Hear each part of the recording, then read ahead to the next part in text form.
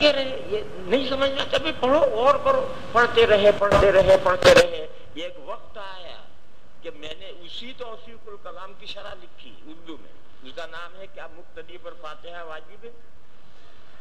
آسان نام رکھا میں نے، کیا مقتدی پر فاتحہ واجب ہے؟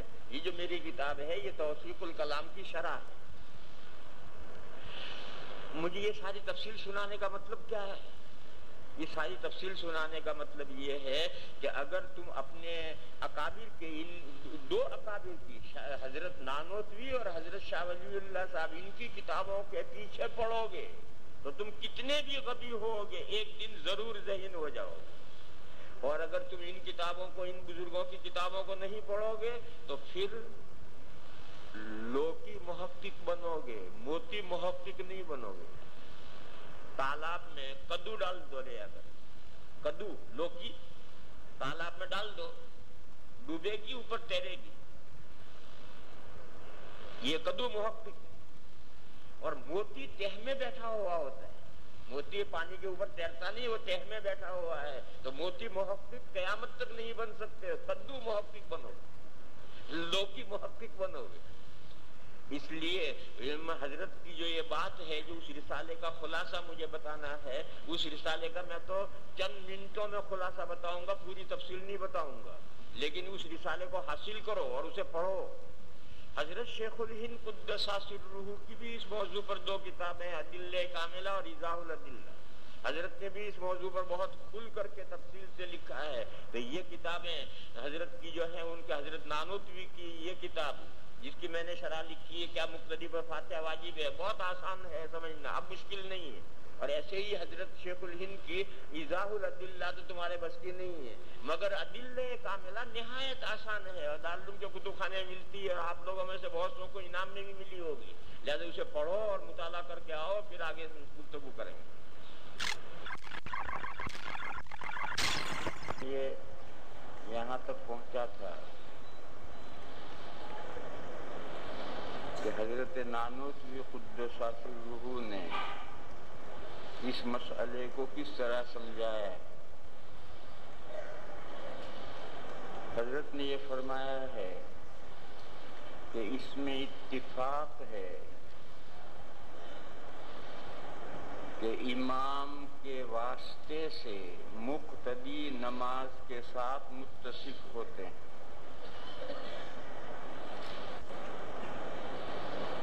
اس کو سب مانتے ہیں، اس میں اختلاف کچھ نہیں۔ اب اس میں اختلاف ہوا ہے کہ امام کون سا واسطہ ہے۔ واسطے کی چار قسمیں، ایک واسطہ فی الاثبات ہے، واسطہ فی الاثبات نام ہے قیاس میں حد اوسط کا، کیونکہ کبرا صغرا کے لیے جو ثابت ہوتا ہے، یا یہ کہو کہ محمول موضوع کے لیے جو ثابت ہوتا ہے، وہ حد اوسط کے واسطے سے ثابت ہوتا ہے۔ آپ کہیں العالم متغیر وکل متغیر حادث، یہ جو دو مرتبہ متغیر آیا ہے اس سے جب ہٹا دیں گے تو حادث عالم کے لیے ثابت ہو جائے گا اور نتیجہ نکلے گا العالم حادث۔ تو جو گر گیا وہ حد اوسط، وہ حد اوسط ہے تو محمول موضوع کے لیے ثابت ہوا۔ غرض قیاس میں جو حد اوسط ہوتی ہے وہ واسطہ فی الاثبات کہلاتی، اثبات معنی ثابت کرنا۔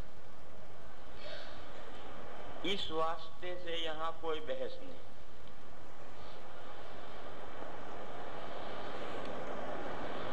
دوسری صورت یہ ہے کہ وصف کے ساتھ حقیقتاً صرف واسطہ متصف ہو، ذل واسطے کا اتصاف مجازن ہو، جیسے ریل گاڑی دلی جا رہی ہے، یہ دلی جانا یہ حرکت معنی دلی جانا، یعنی مقصد کی طرف متحرک ہونا۔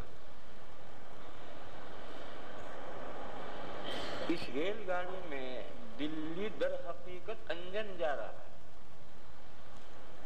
ڈبے تو اس کے ساتھ جڑے ہوئے ہیں، اس لیے ڈبے بھی اس کے ساتھ جا رہے ہیں، اور ڈبوں کا دلی جانا یہ مجازن ہے، اور انجن کا دلی جانا یہ حقیقت ہے۔ پھر اور ایک قدم آگے بڑھو، ڈبے میں جو مسافر سوار ہیں وہ بھی دلی جا رہے ہیں، مگر ان کا دلی جانا مجازن ہے۔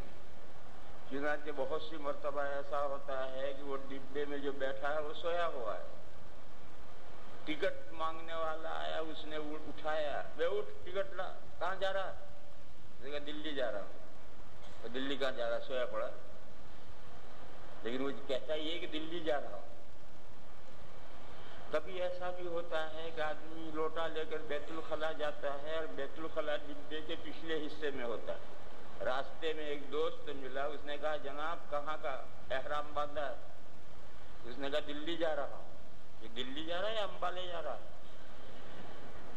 یہ لوٹا لے کے جا رہا ہوں تو امبالے کی طرف جا رہا ہے، دلی کہاں جا رہا ہے؟ مگر کہتا یہی ہے کہ دلی جا رہا ہوں، وہ جھوٹ تھوڑے بولتا ہے، وہ انجن کے دہلی جانے کو اپنی طرف منسوب کرتا ہے۔ تو یہ جالسین اور ڈبے یہ ذل واسطہ ہیں، یہ دلی جا رہے ہیں انجن کے واسطے سے، انجن واسطہ ہے، یہ دونوں ذل واسطہ ہے۔ حقیقت میں حرکت کے ساتھ متصف، یا حرکت کے معنی یوں یوں ہلنا نہیں، کہیں حرکت کے معنی تم غلط سمجھ لو، حرکت کے معنی ہے مقصد کی طرف متوجہ ہونا۔ حرکت کے ساتھ حقیقتاً انجن متصف، ڈبے اور جالسین متصف نہیں ہے حقیقتاً۔ اس لیے میں نے وضاحت کی کہ ڈبے بھی ہلتے ہیں اور انجن سے زائد ہلتے ہیں، لیکن حرکت سے یہ ہلنا مراد نہیں، مقصد کی طرف متوجہ ہونا یہ حرکت سے مراد ہے۔ تو حرکت کے ساتھ حقیقتاً انجن متصف ہے، مجازن ڈبے اور جالسین متصف ہیں، اور اپنی طرف وہ بھی نسبت کرتے ہیں کہ ہم بھی دلی جا رہے ہیں، ڈبے بھی دلی جا رہے ہیں، مسافر بھی دلی جا رہے ہیں، مگر فرق ہے۔ یہ جو شکل ہے کہ واسطہ وصف کے ساتھ، وصف ہے حرکت، وصف کے ساتھ حقیقتاً متصف، اور ذل واسطہ مجازن متصف ہوں، بالطبع متصف ہوں، بالعرض متصف ہوں۔ اس واسطے کا نام ہے واسطہ فی العروض، عین رے واو اور ضاد، واسطہ فی العروض، یعنی وہ وصف حرکت وہ عارض ہوئی ہے ڈبوں کو اور جالسین کو اس انجن کے واسطے سے، تو یہ عارض ہونے میں وہ واسطہ ہے، یعنی واسطہ فی العروض۔ واسطہ فی العروض میں ضروریات وصف کی ضرورت صرف واسطے کو ہوتی ہے۔ یہ قاعدہ سمجھو، واسطہ فی العروض میں ضروریات وصف کی ضرورت صرف واسطے کو ہوتی ہے، ذل واسطے کو اس کی کوئی ضرورت نہیں ہوتی۔ پرانے زمانے میں ضروریات وصف کیا تھی؟ کوئلہ اور پانی دونوں مل کر کے جلتے تھے، اور اس سے اسٹیم تیار ہوتی تھی، اس اسٹیم سے انجن چلتا تھا۔ تو کوئلہ پانی یہ پرانے زمانے میں۔ اب ڈیزل کے انجن آ گئے تو ڈیزل چاہیے، ڈیزل کے بغیر انجن کیسے چلے گا؟ تو یہ ضروریات وصف ہے۔ وصف کیا؟ حرکت، چلنا، اس کے لیے ضروریات کیا ہے؟ ڈیزل اور کوئلہ پانی۔ یہ جو ضروریات وصف ہیں اس کی ضرورت صرف واسطے کو ہوتی ہے، ذل واسطہ کو اس کی ضرورت نہیں ہوتی۔ کہ ڈبوں کے اندر بھی تیل چاہیے، اور ڈبوں کے اندر بھی کوئلہ پانی چاہیے، اور مسافروں کے جیب میں بھی کوئلہ پانی بھرا ہوا ہونا چاہیے، ان کے پاس بھی بوتل تیل کی ہونی چاہیے۔ ایسا کچھ نہیں ہے، کیونکہ ہر کس کے ساتھ حقیقتاً متصف ہی نہیں ہے، لہذا انہیں ضروریات وصف کی کیا ضرورت ہے؟ ضروریات وصف کی ضرورت صرف واسطے کو ہے، کیونکہ حقیقتاً وہی جا رہا ہے۔ البتہ یہ جو ذل واسطہ ہیں ان کے لیے ضروری ہے کہ واسطے کے احاطے میں داخل ہو. اگر اس کے واسطے کے احاطے میں داخل نہیں ہوگا تو وصفوں کے ساتھ متصف نہیں ہوگا. ڈبوں کے لیے ضروری ہے کہ انجن کے ساتھ جڑے ہوئے ہوں. اگر انجن کے ساتھ جڑے ہوئے نہیں تو ڈبے یہیں پڑے رہیں گے, نہیں جائیں گے. یہ انجن کے ساتھ جڑا ہوا ہونا, یہ واسطے کے احاطے میں داخل ہونا. مسافروں کے لیے ضروری ہے کہ وہ ڈبے میں بیٹھے ہوں. اسٹیشن پر انگور خرید رہا اور گاڑی گئی تو اب وہ دلی نہیں جائے گا, کیوں؟ وہ احاطے میں نہیں ہے. اس کو ڈبے کے اندر ہونا ضروری ہے تو وہ دلی جائے گا. تو واسطے کے لیے ضروری ہے کہ وہ ذل واسطے کے لیے ضروری ہے کہ واسطے کے احاطے میں. اگر احاطے سے باہر ہے تو وہ حرکت اس وصف کے ساتھ متصف نہیں ہوگا. اب یہ غور کرنا ہے کہ نماز میں جو جو چیزیں فرض ہیں, مستحبات ہیں, سنتیں ہیں وغیرہ وغیرہ, اقوال و افعال, ان میں سے نماز کس چیز کا نام ہے؟ تمام ائمہ اس پر متفق ہیں کہ نماز نام ہے بارگاہ خداوندی میں ہدایت کی درخواست پیش کرنا اور اللہ کی طرف سے جو اس کا جواب آئے اس جواب کو سننا. یہی عرض معروض, یہی نماز کی حقیقت. اور بقیہ تمام ارکان اور تمام اذکار یہ حضوری دربار خداوندی کے آداب ہیں. کسی بڑے آدمی سے ملنے جاتے ہیں تو لوگ نہاتے ہیں, اچھے کپڑے پہنتے ہیں, پھر وزیر اعظم سے ملنے جاتے ہیں. تو جب اللہ کی بارگاہ میں جا رہے ہو تو نہاؤ.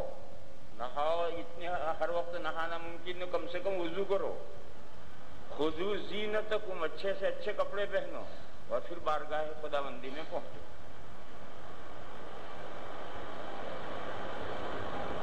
پچاس طالب علموں کا ایک وفد اپنی ایک ضرورت لے کر محتمیم صاحب کے پاس گیا.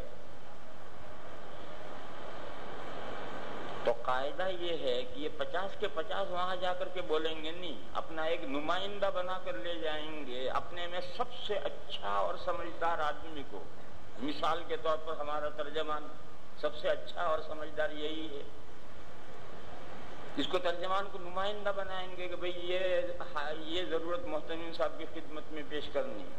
اب جب جائیں گے تو سب سلام کریں گے, مصافحہ اگر کرنا ہے تو سب کریں گے, بیٹھیں گے تو سب باادب بیٹھیں گے, سب سر جھکائے بیٹھیں گے. بولے گا ایک, وہ ترجمان جو ہے وہ درخواست پیش کرے گا اور اس درخواست پر دستخط ان سب کے ہوں گے, لیکن بولیں گے نہیں. وہ سب کے دستخط ہوں گے اور وہ سب کے دستخط کے ساتھ وہ محتمیم صاحب کی خدمت میں درخواست پیش کرے گا. جو محتمیم صاحب کی طرف سے جواب ملے گا سب سنیں گے اور سب سن کر کے آخر میں سب مصافحہ کر کے یا بغیر مصافحے کے سلام کر کے ادب کے ساتھ اٹھائیں گے. اب سوال پیدا ہوتا ہے کہ تم سارے کیوں گئے تھے؟ بولے تم میں تو بولا تو کوئی نہیں. سب بولا نہیں کرتے. طریقہ یہی ہے, وزیر اعظم سے ملاقات کرنے, بادشاہ سے ملاقات کرنے جائیں تو بھی یہی طریقہ ہے کہ اللہ کی بارگاہ میں جب پہنچے تو ہم نے اپنے میں سے سب سے بہتر کو امام منتخب کیا. اسی لیے اذان میں تکبیر میں افضلیت کا اعتبار نہیں ہے, امامت میں افضلیت کا اعتبار ہے. اور افضلیت کے باب گزر چکے ہیں کہ اذان دینے میں کوئی افضلیت نہیں ہے, تکبیر کہنے میں کوئی افضلیت نہیں ہے, لیکن جب امام بنانا ہے تو یؤمکما اکبرکما. اس نے درخواست دی اللہ کی بارگاہ میں, اہدنا الصراط المستقیم. جب اس نے فاتحہ پوری کی تو سب نے کہا آمین. یہ دستخط ہے پوری جماعت کے کہ پوری جماعت نے اس درخواست پر دستخط کیے, اور اس کا آمین کا حاصل یہ ہے کہ خدایا ہماری بھی یہی درخواست ہے, ہمارا سب کی حاجت, ہماری سب کی حاجت مشترک ہے. یہ جو امام نے ہمارے حاجت پیش کی ہماری بھی یہی حاجت ہے. اب محتمیم صاحب جو جواب دیں گے اس درخواست کا وہ تو سب سنیں گے ڈائریکٹ. کیوں؟ محتمین صاحب بھی انسان ہے، درخواست لے کر جانے والے بھی انسان ہیں، انسان کی بات انسان سنتا ہے. لیکن یہاں یہ صورتحال نہیں ہے. بارگاہ خداوندی میں درخواست کی تو اب اللہ کی طرف سے جو جواب ملے گا وہ جواب براہ راست سب لوگ نہیں سن سکتے، بلکہ اللہ کی طرف سے ملنے والا جواب اللہ کا نمائندہ ہو کر کے مقتدی وہ امام پڑھے گا، سنائے گا، اور سب اس جواب کو سنیں گے. یہ جو کھڑے کھڑے یہ پہلا ادب ہے، بارگاہ خداوندی میں حاضر ہونے کا پہلا ادب ہے کہ باادب کھڑے رہو ہاتھ باندھ کر. پھر قرآن کریم پڑھنے کا بھی یہی ادب ہے کہ اسے حالت قیام میں پڑھا جائے. جب ہم نے درخواست دے دی وہ منظور ہو گئی، جواب بھی آ گیا، ہم نے سن لیا، تو اب اظہار انقیاد کرو، عاجزی کا انقیاد کا اظہار کرو. انقیاد کا اظہار پہلے رکوع یہ پہلا مرحلہ ہے، تھوڑا انقیاد، پھر اس کے بعد میں سجدہ یہ غایت انقیاد ہے، آخری درجے کا انقیاد ہے. جب دوسرے سجدے سے آپ نے سر اٹھا لیا تو آپ کی ایک رکعت پوری ہو گئی، اور ایک رکعت پوری ہونے کا مطلب کہ آپ کی ایک نماز پوری ہو گئی. آگے دوسری رکعت میں یہی افعال پھر مکرر ہو. لہذا تمام ائمہ اس پر متفق ہیں کہ یہ قیام، رکوع، سجدہ، تسبیحات، اذکار یہ سب حضوری دربار کے آداب ہیں. اصل نام جو ہے اس عرض معروض کا ہے کہ خدا کی بارگاہ میں یہ درخواست دو اور ادھر سے جو جواب آئے اسے سنو. اسی مقصد کے لیے نماز شروع کی گئی. اب پھر لوٹو پیچھے. وصف صلاۃ کے ساتھ حقیقتاً امام متصف ہے. یہ امام ابو حنیفہ علیہ الرحمہ کا نقطۂ نظر بیان کر رہا ہوں. امام ابو حنیفہ علیہ الرحمہ کا نقطۂ نظر یہ ہے کہ وصف صلاۃ کے ساتھ حقیقتاً امام متصف. لہذا ضروریات وصف کیا ہے؟ صلاۃ یہ وصف ہے. اس کی ضروریات کیا؟ قرات یعنی عرض معروض، ہدایت کی درخواست کرنا اور جو ہدایت کا جواب آیا اسے سننا. یہ جو قرات ہے جو فاتحہ اور سورت کی شکل میں پڑھی جاتی ہے یہی در حقیقت نماز کا مقصود ہے. لہذا یہ وصف کی ضروریات یہ ہیں، اس قرات ہی سے نماز کا تحقق ہوتا ہے. لہذا یہ ضروریات وصف اس کے لیے ضروری ہیں جو نماز کے ساتھ حقیقتاً متصف. مقتدیوں کا تو اتساق مجازن ہے. لہذا مقتدیوں کو جیسے انجن ڈبوں کو اور پیسنجروں کو ڈیزل اور کوئلے پانی کی ضرورت نہیں ہے، اسی طریقے سے مقتدیوں کو بھی قرات کی ضرورت نہیں ہے. یہ امام ہی کے ذمے ہے، جہری نماز میں بھی سری نماز میں بھی. جہری اور سری سے کوئی فرق نہیں پڑتا. امام کی جو پوزیشن متعین ہوئی ہے اس پوزیشن میں جہری اور سری سے کوئی نہیں فرق پڑتا. لہذا نماز چاہے جہری ہو یا سری ہو، ضروریات وصف امام کے ذمے.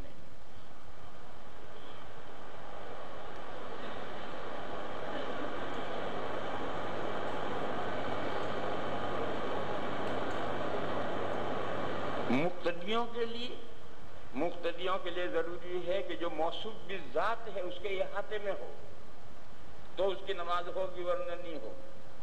اسی وجہ سے مقتدیوں کے لیے اقتداء کی نیت شرط ہے. اگر مقتدی اقتداء کی نیت نہیں کرے گا اس کی نماز نہیں ہوگی.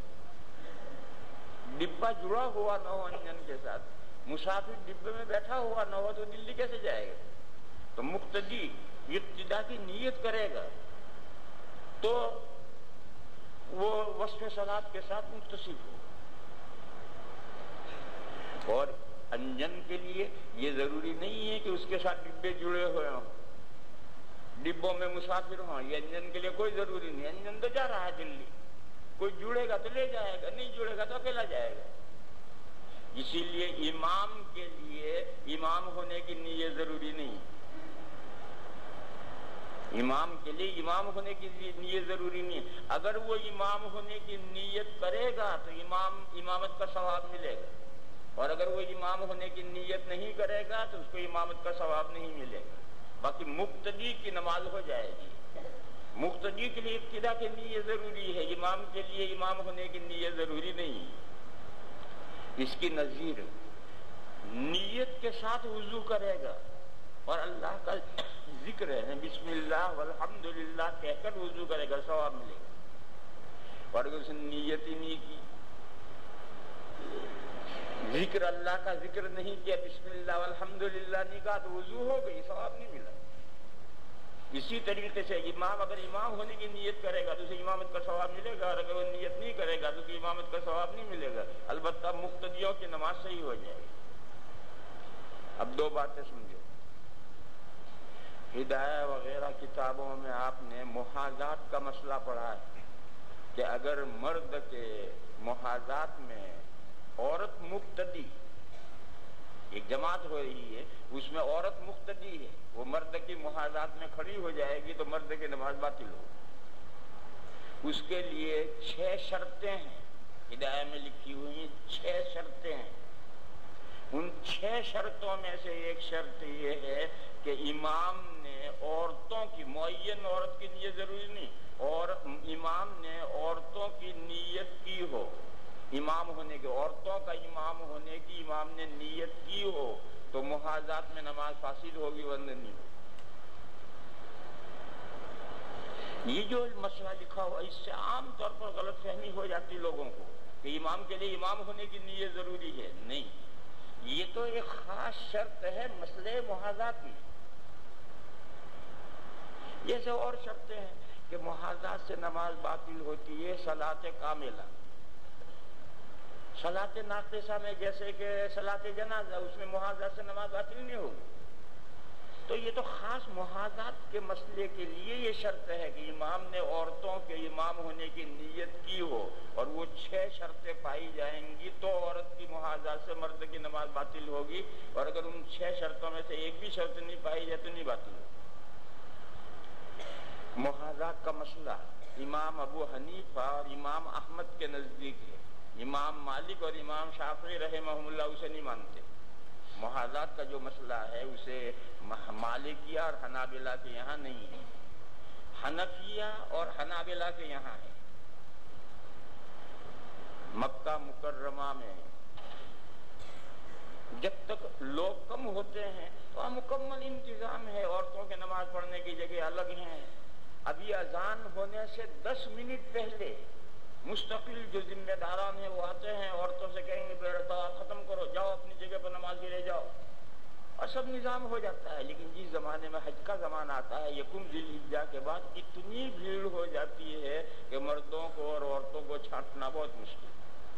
اب طواف ہو رہا ہے، طواف ہو رہا ہے، نماز شروع ہو گئی تو جو عورتیں بھی طواف میں ہیں جہاں جگہ ملی وہاں کھڑی ہو گئی۔ تو میں نے وہاں کے علماء سے پوچھا کہ بھئی یہ تو بڑا مشکل مسئلہ ہے، عورتوں کی محاذات سے مردوں کی نمازیں باطل ہو جاتی ہیں، اب یہ تو عورتیں سب، تو انہوں نے مجھے بتلایا کہ حج کے زمانے میں جب بے قابو ہو جاتا ہے مجمع تو امام عورتوں کی نیت ختم کر دیتا ہے، امام عورتوں کی نیت ہی نہیں کرتا۔ اب عورتوں کی بھی نماز صحیح ہوگی، مردوں کی بھی صحیح ہوگی، عورتوں کی نیت نہ کرنے سے بھی عورتوں کی نماز صحیح ہوگی، اور امام عورتوں کی نیت ہی نہیں کرتا۔ یہ انہوں نے ہیلا نکالا، کیوں؟ اس کے علاوہ کوئی شکل ہی نہیں وہاں عورتوں کو الگ کرنے کے لیے، تو ناممکن بات ہے۔ تو چونکہ مسئلہ یہ جو شرطیں ہماری یہاں وہی شرطیں حنابلہ کے یہاں ہیں، تو ان شرطوں میں سے اس شرط کے ذریعے سے انہوں نے یہ ہیلا نکالا کہ جب بھیڑ بہت ہو جاتی ہے اور مسئلہ بے قابو ہو جاتا ہے تو امام عورتوں کا امام ہونے کی نیت نہیں کرتا۔ اب جب وہ نیت ہی نہیں کی تو اب عورت اگر مرد کے مقابل بھی نماز پڑھتی ہے دونوں کی نماز صحیح ہے۔ یہ مسئلہ میں نے تفصیل سے بتایا ہے، کیونکہ غلط فہمی پائی جاتی ہے۔ وہ جو محاذات کے مسئلے میں نیت کا مسئلہ آتا ہے، عام طور پہ سمجھتے ہیں کہ امام کے جیسے مقتدی کے لیے اقتداء کی نیت ضروری ہے، امام کے لیے امام ہونے کی نیت ضروری ہے، ایسا نہیں۔